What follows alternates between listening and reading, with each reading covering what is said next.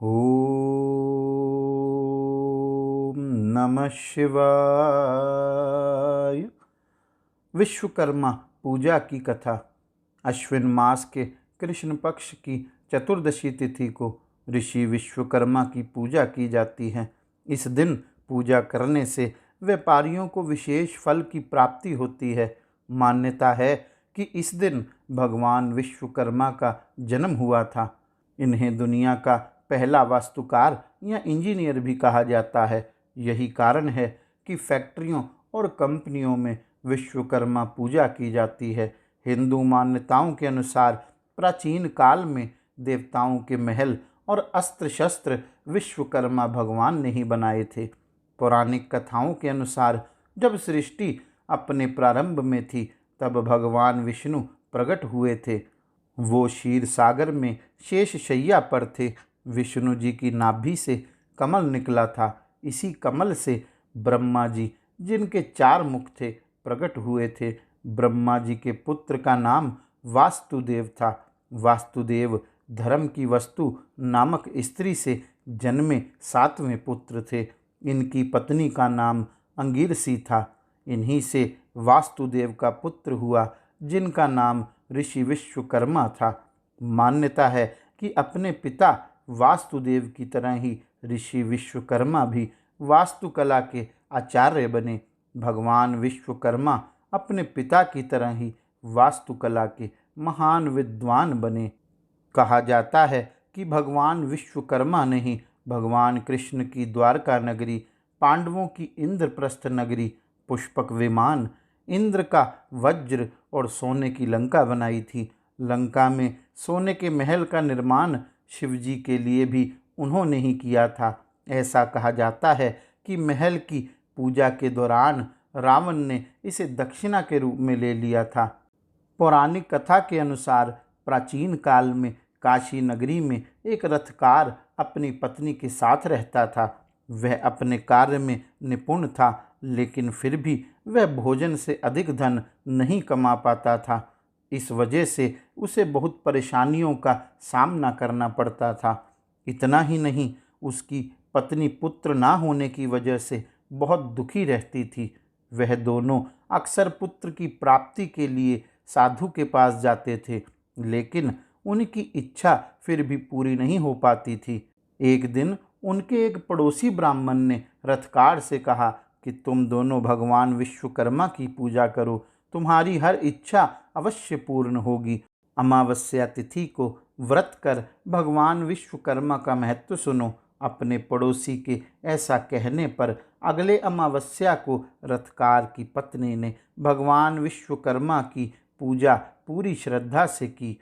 उसकी भक्ति को देखकर भगवान विश्वकर्मा बेहद प्रसन्न हुए और उन्होंने उसे पुत्र होने का वरदान दिया।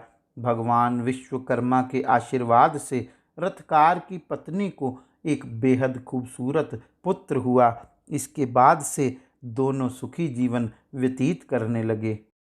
विश्वकर्मा पूजा के व्रत की दूसरी कहानी।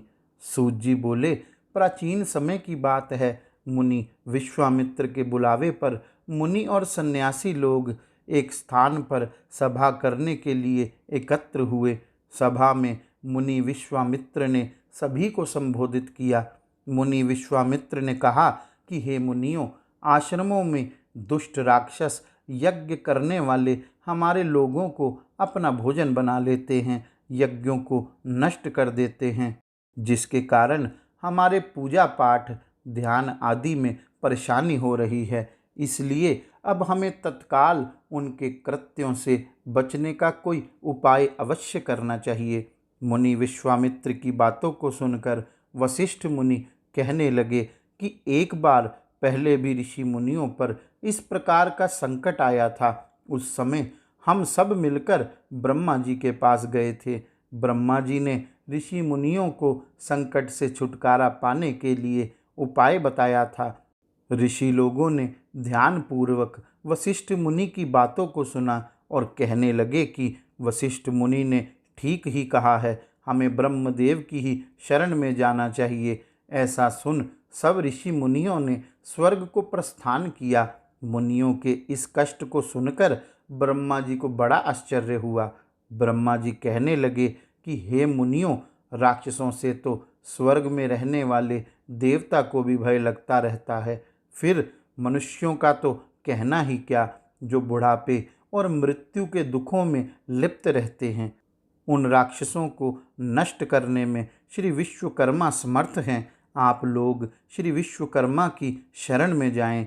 इस समय पृथ्वी पर अग्नि देवता के पुत्र मुनि अंगीरा यज्ञों में श्रेष्ठ पुरोहित हैं, और जो श्री विश्वकर्मा के भक्त हैं वही आपके दुखों को दूर कर सकते हैं। इसलिए हे मुनियों, आप उन्हीं के पास जाएं।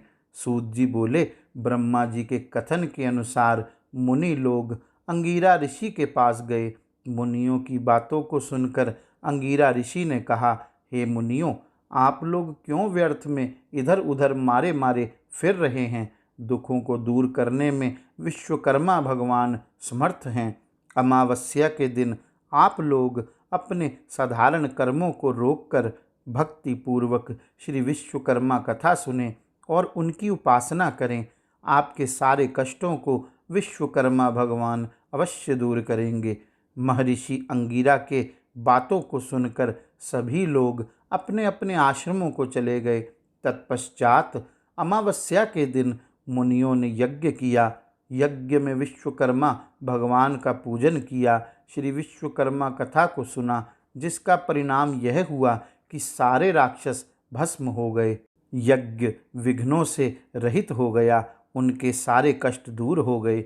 जो मनुष्य भक्ति भाव से विश्वकर्मा भगवान की पूजा करता है वह सुखों को प्राप्त करता हुआ संसार में बड़े पद को प्राप्त करता है। गौरी शंकर भगवान की जय। ओम नमः शिवाय।